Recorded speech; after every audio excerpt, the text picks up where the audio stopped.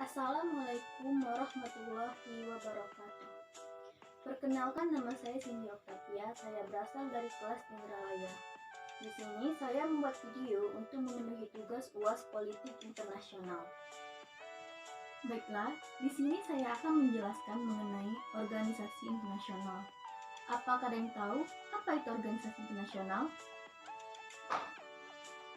Jadi, organisasi internasional yaitu sebuah kerjasama antar organisasi yang dibentuk masyarakat dunia yang terdiri dari beberapa negara dengan tujuan untuk menciptakan tata hubungan internasional yang lebih baik dalam aspek ekonomi, sosial budaya, ilmu pengetahuan dan teknologi, serta keamanan. Pembahasan berikutnya yaitu mengenai fungsi. Adapun beberapa fungsi dibentuknya organisasi internasional, diantaranya yang pertama, fungsi artikulasi dan agregasi.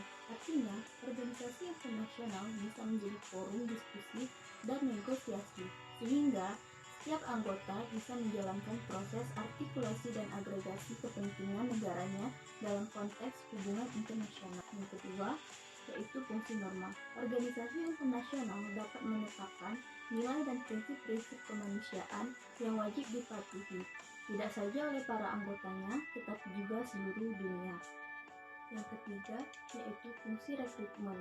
Artinya, organisasi internasional juga memiliki fungsi penting dalam merekrut partisipan dalam sistem perpolitikan internasional. Yang keempat, fungsi sosialisasi.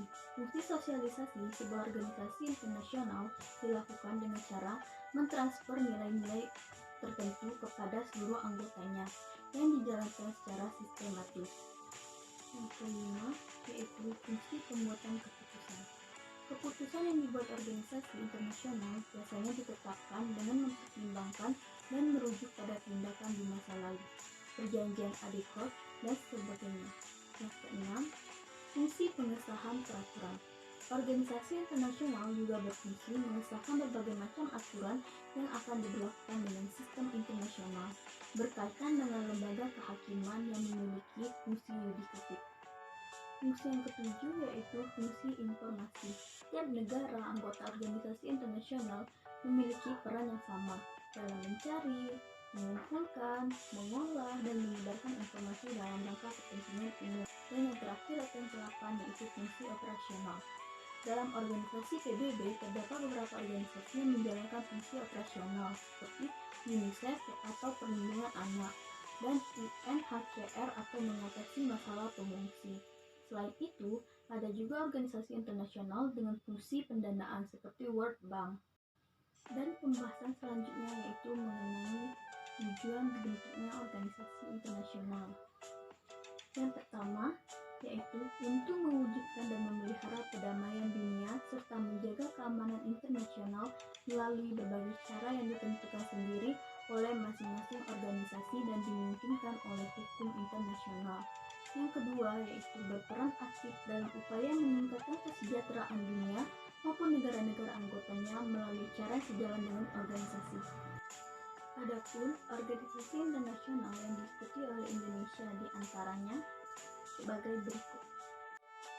Yang pertama yaitu APEC atau Asia Pacific Economic Cooperation. APEC ialah upaya kerjasama dari 21 negara dengan tujuan meningkatkan perdagangan bebas di kawasan Asia Pasifik.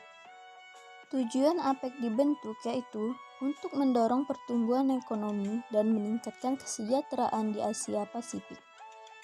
Adapun anggota dari APEC yaitu Australia, Brunei, Kanada, Indonesia, Jepang, Korea Selatan, Malaysia, Selandia Baru, Filipina, Singapura, Thailand, Amerika Serikat, Republik Rakyat Cina, Hong Kong, Republik Tiongkok, Chili, Rusia, Meksiko, Peru, Papua New Guinea, dan Vietnam.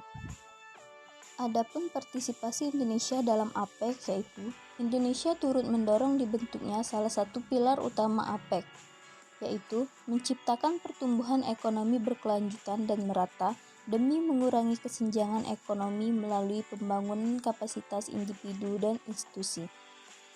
Manfaat APEC bagi Indonesia. Yang pertama, sarana membangun kepercayaan dan hubungan yang saling menguntungkan dengan negara Indonesia. Yang kedua, sarana untuk meningkatkan kapasitas dan daya saing Indonesia. Yang ketiga, sarana untuk memastikan bahwa pasar Asia Pasifik tetap terbuka bagi produk ekspor unggulan Indonesia. Baiklah, itulah penjelasan dari saya mengenai organisasi internasional. Dan bagaimana sih jika Indonesia tidak mengikuti organisasi internasional? Maka eksistensi negara Indonesia tidak diketahui oleh negara lain karena kurangnya relasi dengan negara lain yang menyebabkan kurangnya kerjasama dengan negara lain. Karena kita ketahui kebutuhan serta kepentingan Indonesia tidak akan tercapai jika Indonesia tidak menjalin kerjasama dengan negara lain. Baiklah, itulah penjelasan dari saya. Apabila ada kata-kata yang salah, saya mohon maaf dan saya akhiri.